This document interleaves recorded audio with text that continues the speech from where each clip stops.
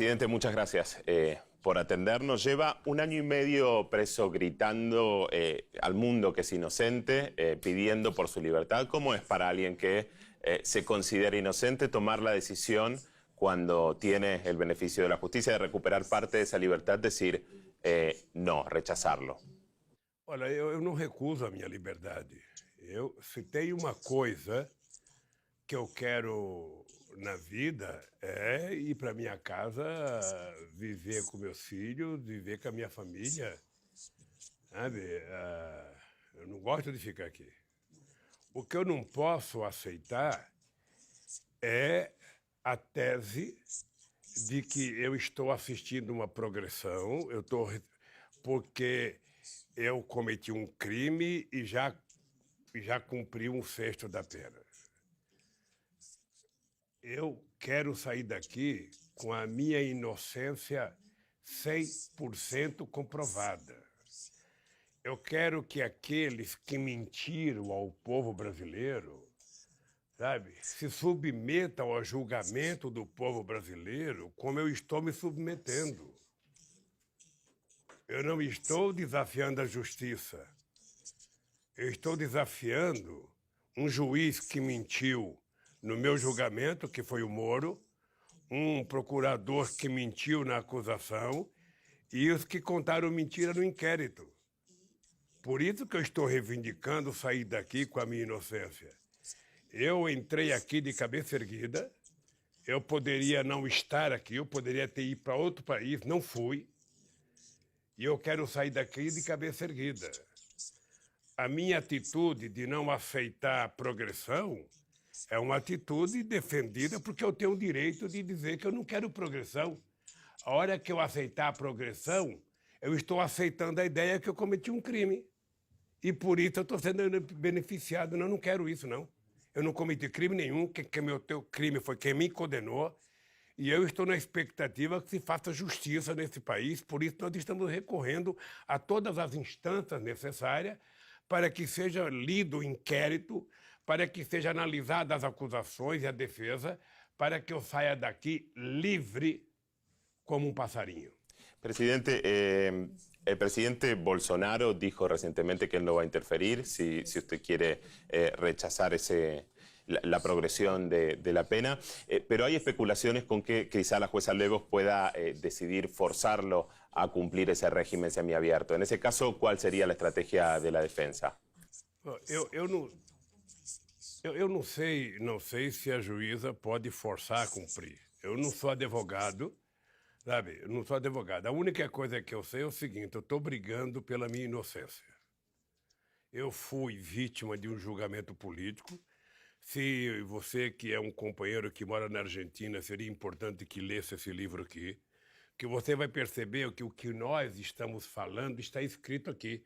E nós falávamos isso muito antes do livro. Nós falávamos com esse cidadão aqui, era procurador-geral da República, todo poderoso e todo mentiroso. A gente já dizia isso na época. Mas a imprensa quase que transforma ele em Deus. E agora que ele publicou o livro, estão querendo até caçar o livro. Mas você leia na página 182, onde ele diz o objeto de desejo chamado Lula. Eu já disse isso em outras entrevistas, que eu era uma espécie de Copa do Mundo para a Lava Jato. Eles queriam me conquistar, porque era uma obsessão me trazer para Curitiba, mesmo que eu não devesse ter sido julgado, porque não tem processo para me julgar, porque não tem denúncia verídica, o que tem é uma quantidade de mentira, por interesses políticos. Deram o golpe na Dilma, depois do golpe o Lula não podia voltar para ser presidente, era preciso criar uma confusão com Lula. Como eles não achavam que poderia reeditar o que foi feito no século XIX com quem se revoltava nesse país, enforcar, decapitar, esquartejar, ou seja, eles resolveram então utilizar, sabe, o poder judiciário para me transformar no que eles estão me transformando. E eu resolvi brigar, porque honra e caráter a gente não encontra em supermercado. A gente nasce com ela e a gente conquista no berço. E eu, graças a Deus, quero me defender, porque quem é culpado nesse país é quem me condenou. E eu quero provar isso. Presidente, recién mencionaba golpe a la presidenta Dilma Rousseff. Así se refirió por primera vez públicamente hace poco tiempo también Michel Temer. Y él dijo algo más, dijo que si usted hubiera asumido en el gobierno de Dilma, ese golpe no hubiera sucedido. Ahora, usted no asumió como ministro porque la Corte Suprema se lo impidió en ese momento. ¿Usted todavía confía en que esse mismo tribunal recuse finalmente la investigación de Sergio Moro? Olha, hoje, analisando o que aconteceu naquela época, eu posso te dizer que, quem sabe, a Dilma tivesse tido teimado e mantido a indicação, porque não é a Suprema Corte que indica o ministro, é a presidenta da República. Mas também é importante saber quais eram as informações que tinha o ministro na hora de tomar aquela decisão.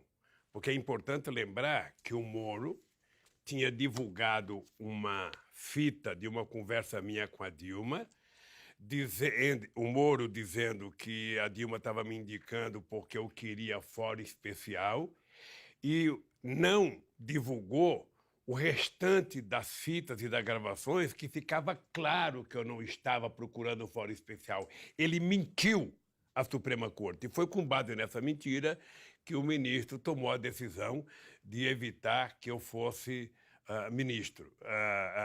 Isso não me faz desacreditar na justiça, porque se você for olhar o histórico de cada ministro lá, tem coisas excepcionais que eles votaram favorável, tem coisas que eles votaram contra, e é assim mesmo. Cada cabeça uma sentença, e eu espero que a Constituição esteja acima de todos e eles cumpram a Constituição. É nisso que eu me apego e é essa expectativa que eu tenho, que eles façam justiça, até porque, fazendo justiça comigo, eles começam a moralizar uma parte muito pequena do Poder Judiciário que está endeusada pela imprensa brasileira, sobretudo quando atacam de corrupção o PT. Então, eu acho que eu vou lutar com todas as minhas forças para que esse país tenha justiça e espero que a Suprema Corte cumpra o seu papel de garante da Constituição, retomando a verdade nesse país. Usted es categórico en que sus acusaciones están basadas en mentiras y sin pruebas, pero ¿considera que hay parte de la investigación Lava Jato que es cierta o cree que es toda una construcción? Olha, eu acho que a Lava Jato, enquanto uma operação de combate à corrupção, ela teve mérito em algumas coisas, ela prendeu gente que confessou que roubou, e todo mundo que roubou tem que ser preso. O que eu estou contra, no meu caso, é transformar uma operação policial numa operação política partidária, para tentar evitar que o Lula fosse presidente da República, porque o objetivo único era esse. Eu fui julgado em Curitiba quando eu deveria ter sido julgado em São Paulo. Eu fui acusado de coisas que eu não fiz. Eu estou condenado por um apartamento que não é meu.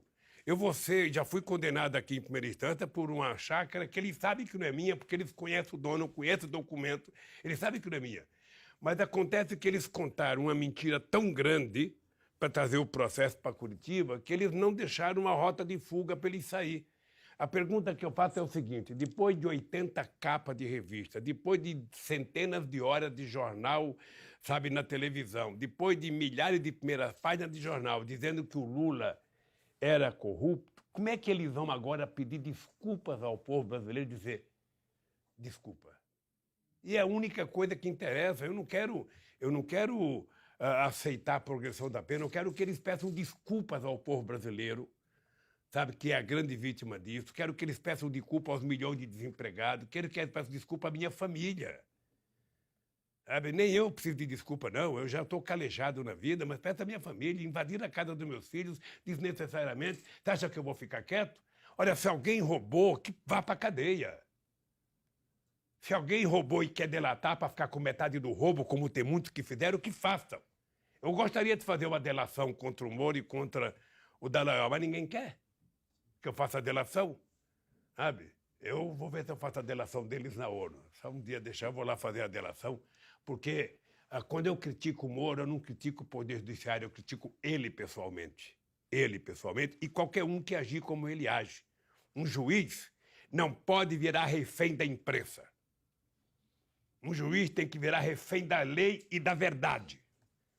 Ele só tem como instrumento para absolver ou para condenar uma pessoa os autos do processo. E ali tem que ter prova de acusação e prova de defesa. É com base nisso que ele tem que votar. E eles mentiram a meu respeito. Mentiu o acusador, o Ministério Público, depois de mostrar um PowerPoint durante tanto tempo, dizer que só tinha convicção, e mentiu o Moro dizendo, olha, que crime que ele cometeu? Ah, vou colocar aqui fato indeterminado. E eu vou ficar quieto? Não, não vou ficar quieto. Presidente, el Senado está avanzando ahora con la reforma previsional que es fuertemente resistida por los sectores de trabajadores en Brasil. ¿Qué consideraciones tiene que hacer al respecto? Eu estava lendo um artigo que eu recomendo você ler e até, quem sabe, divulgar, sabe? Que é um artigo de um cientista político muito importante chamado José Luiz Fiore.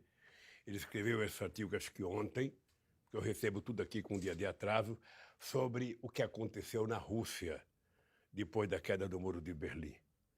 Como é que foi desmontada a Rússia, desmontada as Forças Armadas, desmontado o poder bélico da Rússia, desmontadas as empresas estatais, sabe? Foi vendido tudo e a Rússia teve problemas sérios. O PIB chegou a cair mais de 50%, ou seja, o desemprego foi muito alto, o salário caiu e começou a se recuperar agora. E é muito importante que as pessoas leiam um artigo desse para saber o que está acontecendo no Brasil. Esse governo, até agora, no Brasil, ele não disse o seguinte, a palavra produzir, a palavra crescimento, a palavra distribuição de renda, a palavra aumento de salário não existe.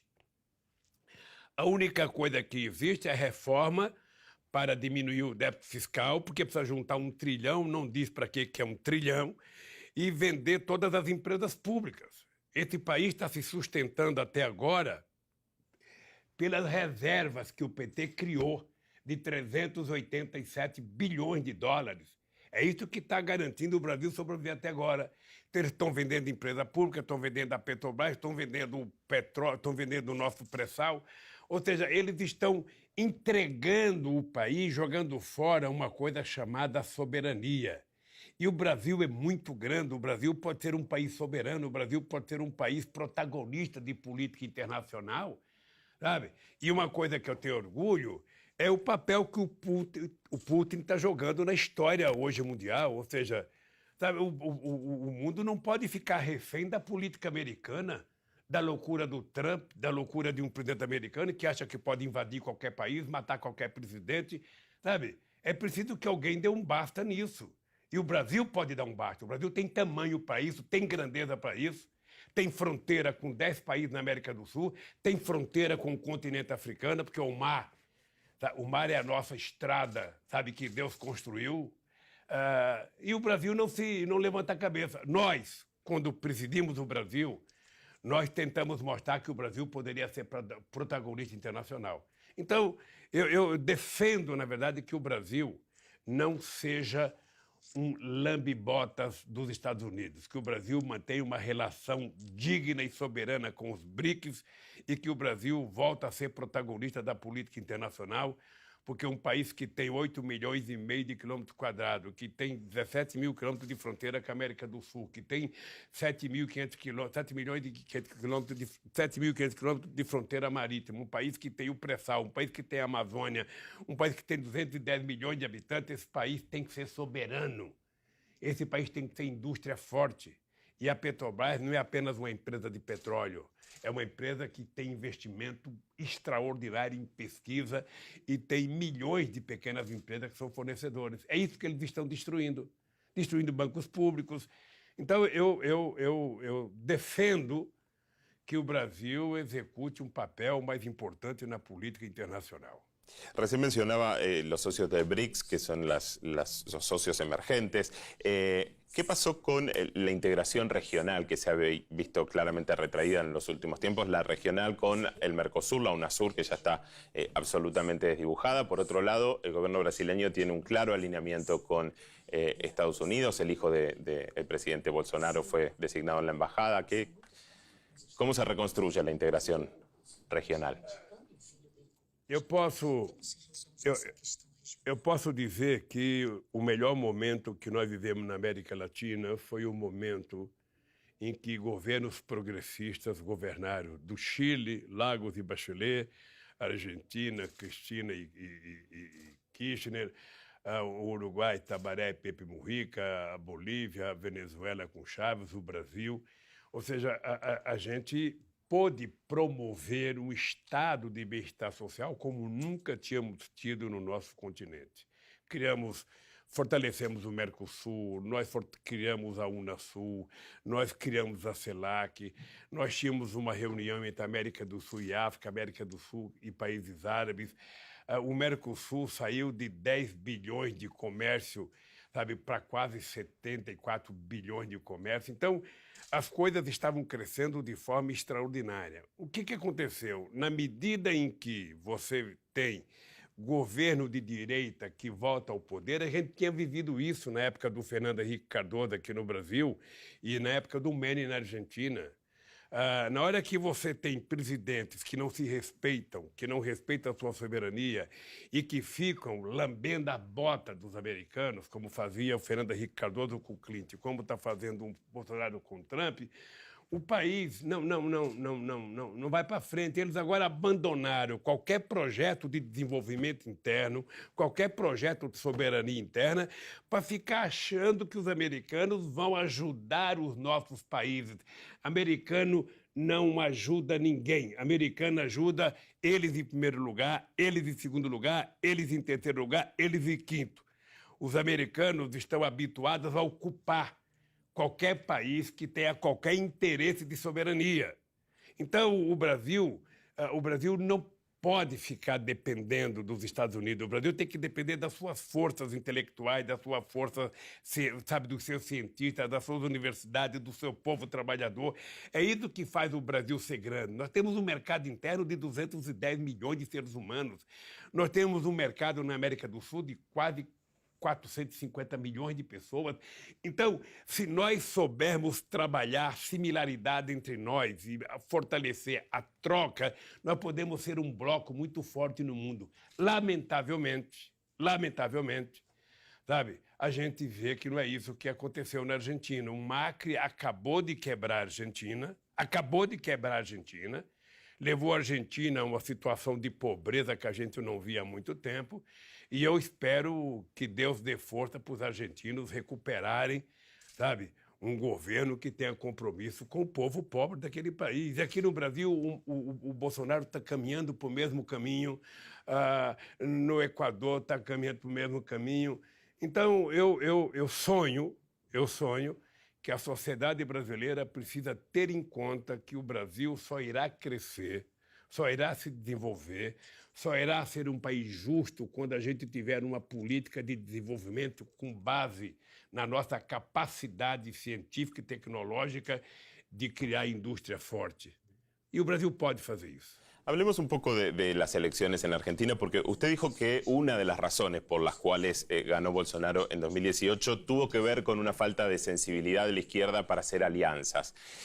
Eso se vio un poco algo similar en España, donde la izquierda no hizo acuerdo y tuvieron que ir a nuevas elecciones, llamar a nuevas elecciones, pero en Argentina sí se armó un frente de izquierda importante y tuvo un triunfo muy importante en las elecciones primarias. Pero para eso fue fundamental el corrimiento que hizo Cristina Fernández de Kirchner de su lugar de protagonismo y cediendo su propia candidatura. Lo que le quiero preguntar es si usted considera ahora, con el diario del lunes, digamos, que la estrategia del PT pudo haber sido otra en las elecciones del 2018, o si en todo caso Cristina Kirchner en Argentina recogió el guante de lo que sucedió en Brasil y por eso hizo esa jugada electoral para lograr mayor consenso. Eu não acho que a Cristina fez uma jogada eleitoral. A Cristina, ela trabalhava com pesquisa de opinião pública e ela sabia da qualidade dela, dos votos positivos que ela tinha, e ela sabia da rejeição que ela tinha. E ela sabia de todos os processos que a direita estava movendo como ela. Então, a Cristina tomou a decisão, sabe, de facilitar a eleição colocando um companheiro, sabe, do mesmo partido político, que lá todo mundo é peronista, ou seja, para concorrer às eleições. Aqui no Brasil, veja, nós temos uma eleição Eu briguei muito pelos 2 turnos. Você tem no primeiro turno, todo mundo pode ser candidato, no segundo turno você se junta. Aqui no Brasil a gente poderia ter se juntado no segundo turno. Aqui no Brasil poderia ter, a chance foi colocada. Quem não quis se juntar é que assuma a responsabilidade. Você não pode evitar que um partido tenha candidato se tem 2 turnos nas eleições. Você disputa com candidatura própria no primeiro turno, no segundo turno você disputa, sabe? Aquele que foi o mais votado tem o apoio dos outros. Isso aconteceu comigo quantas vezes? Eu não ganhei em nenhuma eleição no primeiro turno. Eu fui para o segundo turno em 89, 94, 98, 2002, 2006, 2010, 2014. Foi tudo no segundo turno, nas eleições. Sabe? E nós ganhamos no segundo turno. Então, o segundo turno existe para você fazer aliança. Ora, quem não quis fazer aliança não pode ficar jogando a culpa no partido mais votado. Porque agora as pessoas querem culpar, sabe? Querem culpar o PT, quando, na verdade, o PT teve um candidato que quase ganha as eleições. Se tivesse tido o apoio de todos os outros, poderia ter ganho as eleições. Então não tem problema nenhum. No Brasil, 2 turnos, nós temos experiência desde 1989 e sempre foi bem sucedido. Acontece, meu caro, que o PT é o maior partido de esquerda da América Latina, o PT é o partido mais importante do Brasil, e isso não é demérito aos outros. É porque o PT tem mais história, porque o PT tem mais vínculo, porque o PT tem mais gente, porque o PT tem mais voto. As pessoas não podem querer que, pelo fato do PT ser grande, ele se auto-anule. Não é possível. Mas o PT faz aliança. Só você pegar as alianças nos estados, você vai perceber que nós fazemos muita aliança política quando é necessário fazer. E achamos que pode ser feito em 2020 para prefeito, pode ser feito em 2022. Agora, eu fico torcendo na Argentina que eles ganhem as eleições. Presidente, Alberto Fernández estuvo aquí en la cárcel de Curitiba visitándolo. Habló con él sobre la situación de Venezuela. El candidato argentino tiene una preocupación que ha declarado sobre, por ejemplo, el informe de la Secretaria de Derechos Humanos de Naciones Unidas, de Michelle Bachelet, en Venezuela, y al mismo tiempo es muy categórico en condenar la injerencia extranjera, sobre todo de Estados Unidos. Ahí, ¿usted coincide con esta visión? ¿Cuál es su visión sobre el asunto? São 2 coisas totalmente distintas, né? Uma coisa é que você não está obrigado a defender, sabe, as políticas colocadas em prática pelo presidente Maduro. Essa é uma coisa. A outra coisa é que você não é obrigado a aceitar a ingerência externa dentro de um país soberano. Então, eu, por exemplo, não concordo com a intromissão americana, com a intromissão brasileira, com a intromissão colombiana, com a intromissão qualquer que seja, tentando, sabe, governar um país soberano. Inventar um candidato, sabe, inventar uma mentira como o Guaidó. Eu sou totalmente contra. Essa é uma coisa que eu acho que todo país democrático tem que assumir. A outra coisa é que quem é amigo da Venezuela precisa conversar com Maduro e discutir com ele que é importante, sabe? Eu falo isso de cátedra porque em 2002 2003 eu tinha 20 dias de presidência, eu criei um grupo de amigos para ajudar o Chaves naquela questão do referendo e conseguimos, com a participação dos Estados Unidos, com a participação da Espanha, do Aznar, que tinha sido o único presidente a aceitar o golpista, e nós conseguimos criar as condições políticas para ter um referendo na Venezuela. Então, o que precisa é que tenha mais gente querendo paz e menos gente querendo guerra. Sabe, o Brasil, do jeito que está, não tem nenhuma autoridade moral de dar palpite na Venezuela. O Brasil deveria ter interesse fronteiriço com a Venezuela, porque teve um momento em que nós tínhamos um superávit com a Venezuela de quase 4 bilhões de dólares. Isso me preocupava, porque a boa política de comércio exterior é aquela política de uma estrada de 2 mãos. Você compra e você vende, você compra e você vende, para ter o equilíbrio. Então, o Brasil O Brasil, aqui na América do Sul, o Brasil tem que ser o fomentador da paz, do progresso, do desenvolvimento e da soberania. O Brasil não pode ficar tomando partido contra um ou contra outro. Le quiero preguntar por la Amazonia, porque más allá de cómo se ha gestionado la última crisis, que ha sido algo muy criticado, hay una realidad que es que los científicos dicen que se llega a esta situación luego de décadas de desinterés de la mayoría de los gobiernos del mundo. ¿Cree que tendría que pasar a ser un tema prioritario en la agenda de Brasil, teniendo en cuenta justamente la importancia que tiene la Amazonia para el mundo? ¿Haría las cosas de otra manera? ¿Le daría más importancia si estuviera en el gobierno nuevamente? Não é que se eu faria as coisas diferentes. Nós fizemos diferente. Aliás, hoje eu li uma matéria de uma entrevista da ex-ministra Marina Silva, que não está mais no PT, em que ela mostra que no nosso governo a gente diminuiu o desmatamento em mais de 83%. Tá? Se você pegar o relatório, você vai perceber que durante todos os mandatos do PT, com exceção dos 2 primeiros anos, em que a gente não tinha nada para fazer e nós tivemos que montar tudo para controlar, que a gente assumiu um compromisso e tínhamos cumprido o compromisso já de diminuir em 80% a emissão de gás de efeito estufa.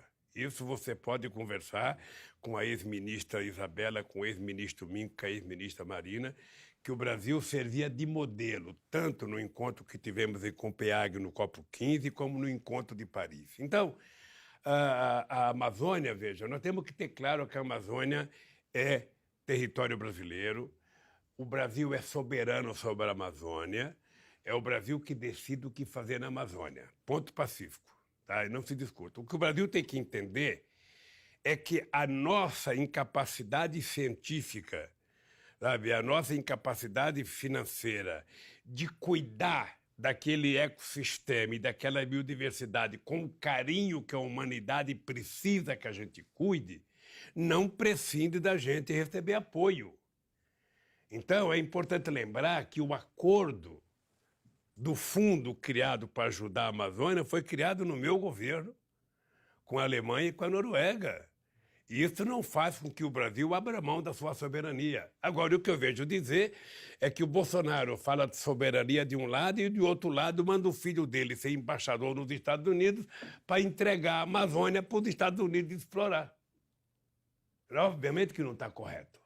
Presidente, usted publicó la carta que le mandó a la mamá de Marielle Franco. Marielle Franco, como mujer negra, proveniente de una favela lesbiana, es un símbolo de la lucha por los distintos tipos de desigualdad que hay en Brasil. Su asesinato todavía no se esclareció y eso también es un símbolo de la violencia que está viviendo Brasil y que ha crecido y ha batido récords en los últimos años. ¿Cómo se resuelve el problema de la violencia?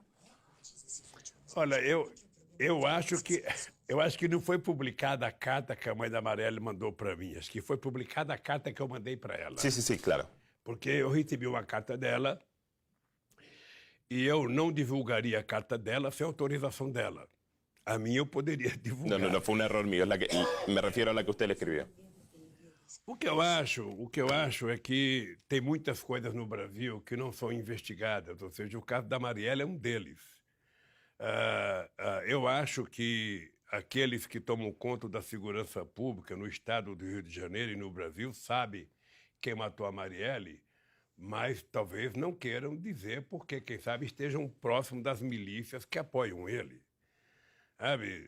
Você veja, não descobriram a Marielle, que morreu, e sequer prenderam, sabe, o miliciano Queiroz, que todo mundo sabe que vai no hospital, que mora no Morumbi e que ninguém vai atrás de saber de nada dele. Ou seja, tem muitas coisas que poderiam ser investigadas que não estão sendo investigadas. Então, eu acho que no caso da Marielle tem que virar uma questão de honra para o povo brasileiro. É preciso investigar e é preciso prender as pessoas que mataram uma mulher tão extraordinária como a Marielle. Sabe, eu acho que tem condições de fazer isso, as pessoas que estão presas devem saber, porque aquilo não foi coisa de assassino comum, aquilo foi coisa de gente preparada, e eu acho que foi uma morte premeditada. Hay muchas expresiones de odio con respecto también a Marielle. Usted dice que quiere combatir claramente la cuestión del odio. ¿Cómo se combate? Le pregunto, porque una cosa son las expresiones de rechazo a una figura política o a diferentes opiniones, y otra cosa es las expresiones de odio personal. Usted ha recibido muchas con temas muy delicados como la muerte de su nieto. ¿Cómo se combate eso y a qué atribuye esse odio más personal? Olha, não tem jeito de você enfrentar o ódio com ódio. Tá? O ódio você enfrenta com amor, você enfrenta com humanismo, você enfrenta com bondade, você enfrenta com solidariedade. É assim que se enfrenta o ódio. Você não pode querer, sabe, enfrentar um cara que tem ódio de manhã, de tarde e de noite, tendo ódio de manhã, de tarde e de noite, porque senão você vai ficar tão chato quanto o cara que tem ódio. Então, é difícil, mas é a melhor forma de você enfrentar o ódio é você tratar as pessoas com muito amor, você voltar a tratar as pessoas com carinho. Eu sinceramente, eu não sei como é que eu explicaria o ódio que algumas pessoas têm a mim. Não sei como é que eu explicaria, porque eu fui um presidente da República que deixei a presidência com 87% de bom e ótimo nas pesquisas, com 10% de regular e com 3% de ruim e péssimo. A única explicação que eu encontro para o ódio disseminado contra mim é o fato de nós termos feito com que as pessoas mais humildes desse país subissem um degrau na escala social. Você cuidar melhor dos negros, você cuidar melhor das mulheres, você cuidar melhor dos trabalhadores, você cuidar melhor dos camponeses, você colocar mais gente na universidade, você colocar mais comida na mesa, você colocar mais saúde, você colocar mais salário no bolso das pessoas. Eu acho que isso deve ter criado. É a única explicação, eu não vejo outra explicação. Entretanto, eu não posso ter ódio. Y cuando las expresiones de odio vienen de esos mismos sectores que se vieron favorecidos y que formaban parte de ese 86% que lo apoyaba cuando dejó el gobierno, ¿qué pasó ahí? Veja, nós temos que, sabe, vale para todo mundo. Você não trata o ódio com ódio. Você trata o ódio com amor. Você mostre para as pessoas que você é melhor do que ela, sendo mais respeitoso que ela, sendo mais humanista do que ela, sendo mais solidário do que ela. É assim que você educa. Não é ficando com raiva. Não é ficando com raiva. Então, é assim que eu penso e é assim que eu tento construir, e é por isso que eu estou nessa luta aqui. Não pense você que eu tenho ódio do Moro, ódio do Dallagnol. Eu acho que eles dormem pior do que eu. Porque eu falo sempre que tem 4 pessoas que sabem que eu sou inocente. Deus, eu, Moro e Dallagnol. E o delegado que fez o inquérito. Ele sabe que eu sou inocente. Tá? Então, eles sabem que eles mentiram. Se eles mentirem, eles estão com a consciência pesada. Então, eles não devem ter bons sonos à noite. E como eles contaram uma mentira muito grande, que eles não têm como mudar de posição, eu estou aqui tomando a posição de tentar provar a todo custo a minha inocência. Eu acredito que haverá justiça nesse país na medida em que as pessoas percebam que a mentira não pode prevalecer e que a Suprema Corte Brasileira, como uma instituição que é o garante da nossa Constituição, vai permitir com que as coisas voltem aos eixos, a funcionar normal. Y que a mentira no prevaleça sobre la verdad. Presidente, quiero volver, nos quedan unos minutos al panorama regional. Hay elecciones en Bolivia pronto y en la Argentina. Incluso si ganan Evo Morales y Alberto Fernández, que las encuestas le dan un buen panorama, asumirían en un escenario muy diferente al de hace una década. ¿Qué panorama ve usted para la región? ¿Cree que se puede volver a construir una integración regional como la que había? Eu acredito que é possível criar uma integração regional outra vez. Eu acho que nós aprendemos, da esquerda aprendemos, de que para você consolidar instituições democráticas e bilaterais fortes, você precisa ter instituições fortes. sabe? Não pode ser uma coisa pessoal, não pode ser na base do ufanismo. Ou seja, nós temos que criar instituições que garantam as coisas que a gente quer criar. Eu acredito que a eleição na Argentina, a eleição no Uruguai, a eleição na Bolívia e daqui a alguns anos a eleição em outros países vai permitir que a gente possa sonhar em criar um bloco econômico e político forte da América do Sul. As pessoas têm que entender que a gente não pode, no século XXI, continuar vivendo como a gente viveu durante todos os séculos desde que fomos descobertos. Ou seja, é preciso que cada governante entenda, sabe, que o único jeito da América do Sul e da América Latina crescer é você ter soberania para elaborar as suas próprias políticas de educação, a política de desenvolvimento, política de educação, sabe? E isso precisa ser levado muito a sério, porque todo presidente que ganha uma eleição na América do Sul fica na expectativa de que os Estados Unidos vão ajudar. E não tem precedente. Não tem precedente. Se os americanos ajudassem, o México seria o Canadá e não seria o México. Né?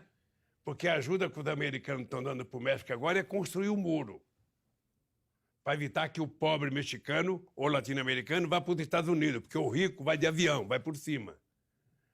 Então, se o mundo tivesse ciência do que aconteceu depois da crise de 2008, depois da crise de 2008 já foram utilizados 25 trilhões de dólares para tentar salvar a economia mundial e tentar salvar o sistema financeiro mundial. Imagine você se esses 25 trilhões de dólares fossem utilizados para ajudar os países pobres do mundo a se desenvolver. O continente africano, o continente latino-americano. Você ainda tem 1 bilhão de seres humanos que vão dormir toda noite sem ter as calorias e as proteínas necessárias. No encontro do G20 em Londres, foi a primeira reunião que o Obama participou, o Gordon Brown era o coordenador, nós propusemos acabar definitivamente com o protecionismo e que a gente teria que ajudar os países mais pobres. Se o povo alemão não está consumindo, eles não podem produzir para vender lá dentro, financie a modernização dos países pobres para que eles possam se tornar produtivos consumidores e produzirem suas próprias riquezas. É tão simples fazer isso, por que não se faz? Porque nós precisamos de uma outra nova governança mundial.